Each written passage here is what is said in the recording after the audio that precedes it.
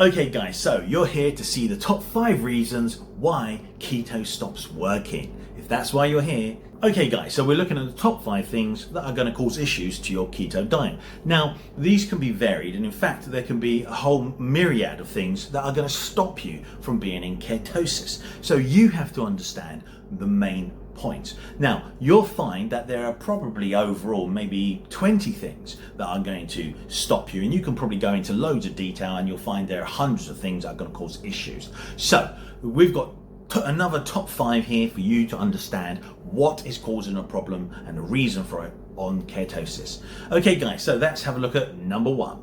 So here we go. You've got here overeating, calories and fat. So eating too much, even keto foods, can slow fat loss. Your body may not need to burn stored fat. So here we go. Too much is there on the left versus the right amount. Too many calories, slower fat loss, body burns less stored fat. Jump over to here on the right. Appropriate portions supports fat burning, steady energy and better results. So you really want to avoid too many dirty keto things and having massive portions. You want good portions. They're still big and large and they'll satiate you massively, but you have to understand, yes, don't overdo it. So here we go. Portion control matters. Eating to fuel your body, not just to fill your plate. So look guys, that's as simple as it is. Yes, you can on a keto diet sit down and even I myself, I've eaten like 2 huge steaks, in one go, and they're absolutely no problem, still massively burning fat. You have to understand though, when you sit down and you have some like loads of steak, then you have cheese, big maybe half a chunk of cheese, you have maybe an avocado, you have your creamy sauce, all this stuff adds up guys. So you can't do that, and you shouldn't be thinking I'm going to eat until I'm going to vomit. Something like this is just totally unacceptable. So what you should be doing is you should be thinking, yes, I'm going to have a really big sturdy meal. Why? Just like the sense in the old days. You want to have your big meal here, fill yourself up properly, and then you eat, maybe in 3 times in a day. And that's it. That's perfect. So, okay guys, here we go. Number 2. So here you can see electrolyte and hydration problems. So low electrolytes and dehydration can lead to fatigue, cravings, headaches, and low energy, making keto harder to maintain. So hydrate daily. That's a massive key. When you come to have your electrolytes, you're going to drink water with it guys, and continue to use water. It's the best way to rehydrate your body. Yes, you don't want to just drink other drinks as well. Even if you drink sodas, sugar-free fizzy drinks, make sure you also drink plenty of water. So here we go. You have sodium, again you've got potassium, you've got magnesium, you've got calcium, and you have chloride. Now I've included all of these top 5. Most places will only include top 3. The reality is these are the top 3 are the most important, and you also then have obviously calcium and chloride. They're extremely important. And for example, chloride has a function akin with sodium, and so also calcium is also important. You need it for a nutritional diet, but you also need it as an electrolyte. So you still use all of these in your functioning of your body. They're massively important, all of them. Now, what you can see here is underneath you have sources. So sodium, you have salt broth and sea salt. Potassium, avocado, spinach, mushrooms and salmon. Magnesium, support energy production and recovery. You have nuts, seeds and leafy greens for them. You have dairy, leafy greens, sardines and tofu for calcium, which supports bones, muscles and nerve function. That's its electrolyte function. You have here chloride, supports fluid balance and stomach acid production. Sea salt, broth and pickles are a good source of chloride. So seeing here guys, you don't want to get some issue where you get keto flu, or you get problems of imbalances of your electrolytes, because your body and metabolic functions will have issues causing you to not be able to function efficiently. That's going to cause issues on your diet. So stay balanced, stay hydrated, stay in ketosis. Very simple as that guys. Now you can find keto flu symptoms. You've got fatigue and low energy, headaches, muscle cramps, cravings and poor sleep. All of these come from not having your electrolytes. Make sure, I do it, I have my supplements, I take my certain amount of supplements, and they are the ones that pretty much cover everything. And then on top of it, I also have my nutrition, which is additional. So it's also going to be covering everything. Now, always be that way, guys. Make sure you don't overdo it, but always make sure you have plenty to have a little bit more than you need.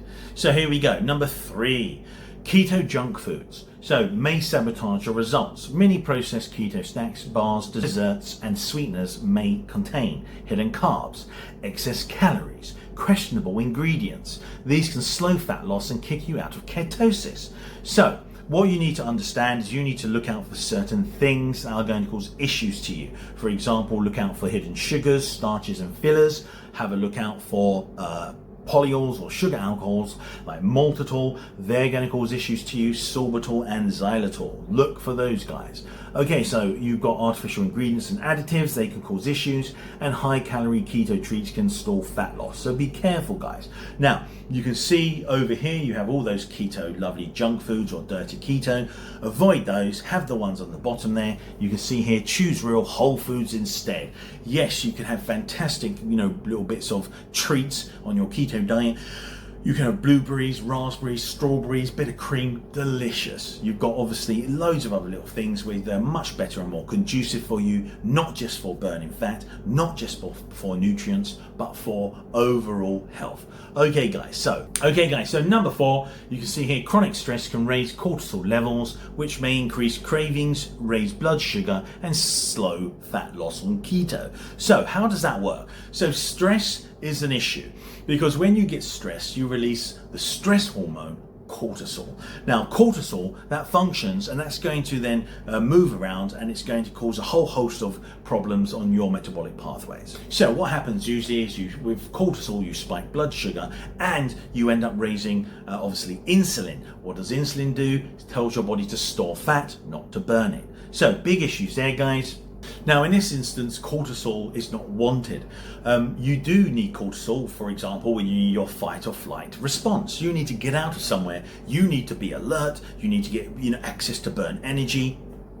And that needs to raise blood sugar to get you out of there. So that's a problem. You're going to slow your fat burning and cause a huge issue to your keto diet. When it's present, it's there. So it thinks, how do we get energy? So you get those cravings. You want high sugary, sugary drinks and really dirty sugary cakes. Why? Because you need that energy to run away. You're stressed, you're panicked. That's how it works. And so that's why you have to remain. Okay guys, so chamomile tea may be a good option. Okay guys, so number 5. So number 5, cheat meals. Now, cheat meals are a big problem. Frequent cheat meals or high carb days may temporarily reduce ketone production, refill glycogen stores, and slow keto adaptation and fat burning progress. So guys, cheat meal versus staying on keto. You got lovely salmon, avocado, spinach versus your burger, chips, and your cake. Now, when you eat that, you've totally destroyed your ketosis. You have to go back on the metabolic pathway, which means taking maybe a few days to get back into ketosis. That's why you don't do cheat meals, because they're too high in carb. 50 grams or more, you're well out of ketosis. So that's why you have to be very cautious. You have to stick to the 0 to 20 grams for nutritional ketosis. So guys, you can see here, high carb intakes, insulin spikes, water retention, weight goes up, fat loss slows, you get water retention because you've restored your glycogen reserves, water bonds to it, you look like you've put on tons of weight. You haven't, it's water weight. And that's the point, you've restored your glycogen. Now you have to burn through your glucose, then to your glycogen, then back to fat again, and that's going to take time. Okay guys, so best thing to do is don't have cheat meals, have days off. So for example, do keto for 6 weeks, have between a day to even a week off if you're feeling that you're too groggy or you need it. Eat in obviously moderation, then go back on for another 6 weeks, and you can do it in a cyclical fashion. Now, that's up to you guys. Okay guys, I hope you liked the top 5 reasons why ketosis stops working. So guys, please thumbs up and subscribe. And if you have any questions, please pop them in the comments. Okay guys, I'll see you on the next one.